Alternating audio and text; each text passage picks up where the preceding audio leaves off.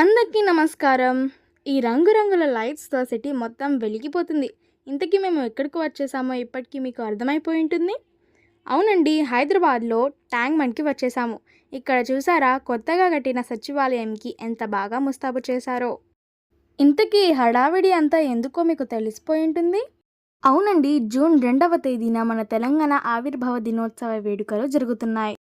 ఇక్కడ ఆపోజిట్లో చూస్తే మనకు తెలంగాణ అమరవీరుల స్మారక స్తూపం, ఇంకా లుంబిని పార్క్, అసలు ట్యాంక్ బండ్ మొత్తం కలర్ఫుల్ లైట్స్తో నిండిపోయింది. చూసారా, సచివాలయం ఫ్లాగ్ కలర్స్తో మెరిసిపోతుంది. అసలు ట్రాఫిక్ అయితే మామూలుగా లేదండి బాబు. ఇప్పుడు టైం ఎంత అవుతుంది అనుకుంటున్నారు? నైట్ 12 అవుతుంది. మనకు తెలంగాణ అంత ఈజీగా రాలేదండి. ఎంతోమంది ప్రాణత్యాగాలు చేస్తే వచ్చింది. అయితే వారికి గుర్తుగా ఈ అమరవీరుల స్తూపం అనేది నిర్మించారు. ప్రక్కనే హుస్సేన్ సాగర్ వ్యూ మాత్రం అదిరిపోయింది. అసలు జనాలు మామూలుగా లేరు. ఇక్కడంతా ఒక పండుగ వాతావరణంలో ఉంది. సచివాలయం నుండి ముందుకు వెళ్తుంటే అంబేద్కర్ విగ్రహం వస్తుంది. అలాగే ఎన్టీఆర్ గార్డెన్, ఐమాక్స్ థియేటర్, ఇలా చూడవలసిన ప్లేసెస్ చాలా ఉన్నాయి. ఇక్కడ మనము అంబేద్కర్ విగ్రహం దగ్గరికి వచ్చేసాము. అలాగే ప్రక్కన స్నో వరల్డ్ అని పెట్టారు. ఇది ఓన్లీ సమ్మర్లోనే పెడతారంట.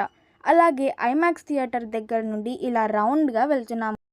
ఈవెంట్ గ్రౌండ్లో నోరు తెచ్చుకుని కప్పలు కూర్చున్న డిజైన్లో ఉన్నాయి. అలాగే ఇక్కడ బోర్డు కూడా పెట్టారు, దట్ టేక్ డైవర్షన్ అని. ఎందుకంటే జూన్ 2వ తేదీన అమరవీరుల స్తూపం దగ్గరికి చాలామంది వచ్చి నివాళులు అర్పిస్తారు. అసలు ఈ లైట్స్తో వెలిగిపోతున్న ట్యాంక్ బండ్ని చూడడానికి జనాలు మామూలుగా రాలేదండి. ఇంకా ఇప్పుడు అమరవీరుల స్తూపం దగ్గరికి వచ్చేసాము. ఎప్పుడైనా డే టైంలో వస్తే మాత్రం చాలా బాగుంటుంది. నిజంగా మన తెలంగాణ కోసం ఎంతోమంది నిరుద్యోగులు, అమాయక ప్రజలు, ఇలా ఎంతోమంది తెలంగాణ ఉద్యమంలో తమ ప్రాణాలను పణంగా పెట్టారు. వారందరినీ గుర్తు చేసుకుంటూ వారి కుటుంబ వాళ్ళు ఎంత బాధపడుంటారో.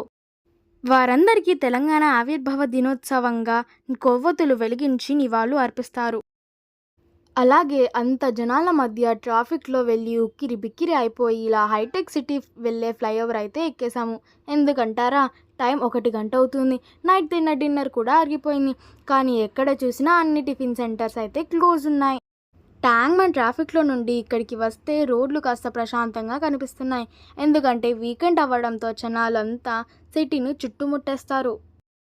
ఇక ఇక్కడికి వస్తే అసలు వేరే ప్రపంచం ఉంటుంది. అదేనండి సాఫ్ట్వేర్ ప్రపంచం. ఎటు చూసినా పెద్ద పెద్ద బిల్డింగ్స్ ఉంటాయి. ఫైనల్గా ఒక చోట టిఫిన్ అయితే దొరికేసింది. కానీ ఏం చేస్తాం, టిఫిన్ అయితే అస్సలు బాలేదు.